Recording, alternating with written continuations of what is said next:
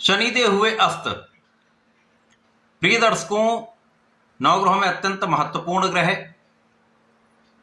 कर्म प्रधान देव शनिदेव, जो नवग्रहों में न्यायाधीश हैं, अस्त हो चुके हैं।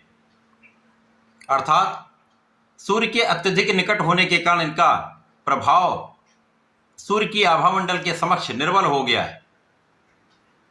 जब इस प्रकार की स्थिति बनती है तो वो ग्रह अस्त माना जाता है। सर्वाधिक लंबी अवधि तक किसी राशि में गोचर करने वाले शनिदेव, जिनका गोचर काल 2.5 वर्ष का किसी राशि में है तथा एक चक्र पूरा करने में 30 वर्ष लग जाते हैं, तो इनका कोई भी परिवर्तन लंबी अवधि के लिए होता है। तो 35 दिन के लिए शनिदेव अस्त हो रहे हैं। अब 35 दिन शनि का अस्त होना कहीं ना कहीं कुछ समस्याएं अवश्य उत्पन्न करेगा। कुछ विशेष स्थिति में कुछ अच्छे लाभ भी दे सकता है।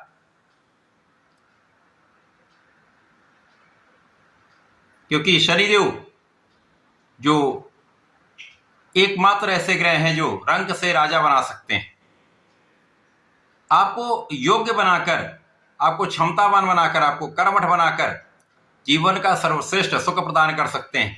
परंतु जब ये अस्त हो जाएंगे तो इनके क्षमता में, इनके प्रभाव में कुछ निर्बलता अवश्य आएगी, जिसका प्रभाव समस्त राशि के जातकों पर पड़ने वाला है।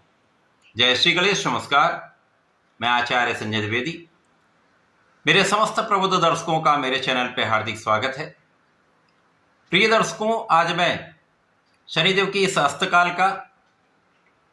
अस्तकाल में शनिदेव के प्रभाव का कर्क राशि पर किस प्रकार का प्रभाव पड़ने वाला है, इस अस्त अवस्था में शनिदेव किस प्रकार का परिणाम प्रदान करेंगे, कुछ समस्या उत्पन्न होगी अथवा कहीं पर लाभ भी प्राप्त होगा, यदि कहीं पर कोई समस्या या अवरोध तो उसका क्या निराकरण है, संपूर्ण विश्लेषण मैं पूर्ण तर्क के साथ करने जा रहा हूं।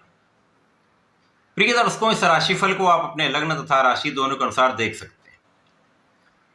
कर्क राशि चंद्रमा की राशि है। चंद्रमा की राशि कर्क राशि के शनिदेव बहुत अच्छा प्रभाव नहीं देते हैं, परंतु ये वर्तमान अवस्था में आपके नवम भाव में, जो भाग्य का भाव है, वहां पर गोचर कर रहे हैं और गुरुदेव बृहस्पति की राशि में ये गोचर कर रहे हैं। गुरु की राशि में यहां पर गुरु के साथ चतुर्दशम के संबंध में भी हैं, जिसके कारण कुछ विशेष प्रभाव प्राप्त हो रहा है। अब ये जब अस्त हो जाएंगे तो जो जो इनके भाव हैं उन पर इनका प्रभाव अवश्य ही पड़ने वाला है। कर्क राशि के लिए सप्तमेश तथा अष्टमेश शनिदेव हैं। सप्तम अष्टम भाव के स्वामी का गोचर नवम भाव में अस्त अवस्था में आरंभ हो चुका है। प्रिय दर्शकों, जब भी कोई ग्रह अस्त होता है, ये सूर्य के प्रभाव में आने के कारण निर्बल दिखता है, परंतु कहीं ना कहीं जो इनका प्रभाव है, जो इनका कार्य है, वो संपूर्ण करते हैं। और जब भी शनि और सूर्य का साथ मिलता है तो यहां पर पूर्ण रूप से अनुशासन होता है, न्याय होता है, निराकरण होता है, अवरोध दूर होते हैं और सरकारी तंत्र से, सरकारी भाव से अच्छा लाभ, शासन प्रशासन से अच्छा लाभ प्राप्त होता है। कर्क राशि के लिए अच्छे भाव में गोचर कर रहे हैं, तो यहां पर शनिदेव जो भाग्य को प्रबल कर रहे थे, वहां पर कुछ प्रभाव पड़ेगा, परंतु सूर्य के आने के पश्चात जो धन भाव के स्वामी हैं, यहां पर वो बैलेंस हो जाएगा। तो कहीं ना कहीं ये पिता पुत्र का संयोजन नवम भाव में होकर कुछ बड़ी निर्बलता नहीं देने वाला। और इस समय में आपके स्वास्थ्य समस्याओं का समापन होगा। बहुत सारी स्वास्थ्य समस्याएं आपकी यहां पर दूर होंगी, आपके अवरोध दूर होंगे।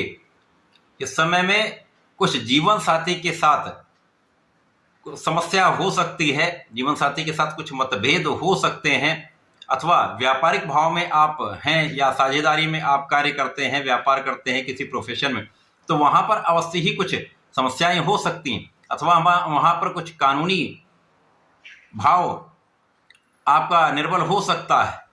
तो इस समय में वहां आपको विशेष रूप से ध्यान देना होगा। किसी प्रकार के अंधविश्वास से बचना होगा, किसी प्रकार के कानूनी समस्याओं में उलझने से बचना होगा, किसी भी कागज पर बिना सोचे समझे विचार किए बिना हस्ताक्षर नहीं करना है और इस समय में समझदारी से अपने कार्य को संपन्न करना है। जब भी सूर्य शनि का साथ मिलता तो आप कर्मठ होते हैं, तो आपको कर्मठ के साथ साथ न्यायोचित भी होना चाहिए। अपने कार्य को पूर्ण निष्ठा के साथ करना चाहिए। यदि आप ऐसा करते हैं और अपने जीवन में, अपने जीवन शैली में परिवर्तन करते हैं, क्योंकि शनि भी अनुशासन के कारक हैं, सूर्य भी नेतृत्व की क्षमता और अनुशासन के कारक हैं, तो यहाँ पर दोनों गुण आपके अंदर प्रबल होंगे। तो इसको अपने अंदर आत्मसात करते हुए आपको आगे बढ़ना है। देर रात्रि तक जगना और दिन में देर तक सोना, ये आपके लिए कष्टकारी हो सकता है कि चंद्रमा की राशि, विशेष रूप से यहाँ पर चंद्रमा आपका निर्बल हो जाए। और यदि आप सही अनुकरण करते हैं, अनुशासन में रहते हैं, तो इस समय में आपको अच्छा लाभ मिल सकता है। आपके धन के मार्ग बन जाएंगे, आपके लिए धन की प्रबलता प्राप्त होगी। परिवार के सहयोग से, पिता के सहयोग से, पारिवारिक भाव से, पारिवारिक संपत्ति से अच्छा धन लाभ आप प्राप्त कर पाएंगे।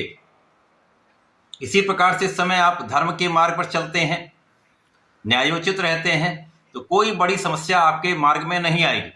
यद्यपि आप सरकारी नौकरी कर रहे हैं तो कहीं ना कहीं आपके सहकर्मियों के साथ या उच्चाधिकारियों के साथ कुछ मतभेद हो सकता है, कुछ असहमति हो सकती है, परंतु अंततः आप अपने कार्य में सफल रहने वाले हैं। तो समस्याओं का निराकरण आप करते हुए आगे बढ़ेंगे। इस समय आप परिश्रमी भी रहेंगे और आपके परिश्रम का लाभ आपको प्राप्त होगा। लेकिन यहाँ पर आलस्य का त्याग करना अत्यंत आवश्यक होगा, क्योंकि ये कहीं ना कहीं आपके लिए समस्या का कारण बनेगा। तो आलस्य का त्याग करेंगे, पूर्ण रूप से अपने जीवन शैली में परिवर्तन करेंगे, अपने कार्य को निष्ठा के साथ करेंगे, किसी का अपमान, किसी के साथ अन्याय नहीं करेंगे, तो ये समय बहुत कष्टकारी नहीं होगा। और इस समय में आपके विशेष ज्ञान में वृद्धि होगी, आप आध्यात्मिक होंगे, आप धर्म के मार्ग पर चलेंगे, धर्म के कार्यों में आपका कहीं ना कहीं यहाँ पर पार्टिसिपेशन रहने वाला है। तो अच्छा समय है। शनिदेव का अस्त होना कुछ चीज़ों में समस्या देगा। व्यापारिक भाव में, साझेदारी में जीवन साथी के साथ कुछ कष्ट हो सकता है, जीवन साथी के स्वास्थ्य में कुछ कष्ट हो सकता है, परंतु आपके स्वास्थ्य में सुधार होगा, आपके कार्यों में सुधार होगा। तो इन समस्याओं के निराकरण को करते हुए आप यदि समय का पूर्ण लाभ ले पाएंगे, तो उसके लिए आपको नियमित रूप से भगवान सूर्यदेव को जल देना चाहिए, जिससे आपका आत्मबल अच्छा हो जाए। और इस समय आपका कॉन्फिडेंस जब अच्छा रहेगा और शनि का प्रभाव आपको प्राप्त होता रहेगा, तो समस्याएं कम होंगी। इसलिए शनिदेव के मंत्र ओम प्राम प्रीम प्रोम सह शनिश्चराय नमः का प्रत्येक शनिवार को कम से कम एक माला का जप अवश्य करें। प्रत्येक शनिवार भगवान भोलेनाथ पर जलार्चन करते हैं, गंगा जल से अभिषेक करते हैं, काले तिल का अर्पण करते हैं। तो इस समय में बहुत बड़ी निर्बलता आपके पास नहीं होगी। इस समय का सदुपयोग करके आप लाभ ले पाएं। तो ऐसा करके इसका लाभ लें। धन्यवाद, नमस्कार।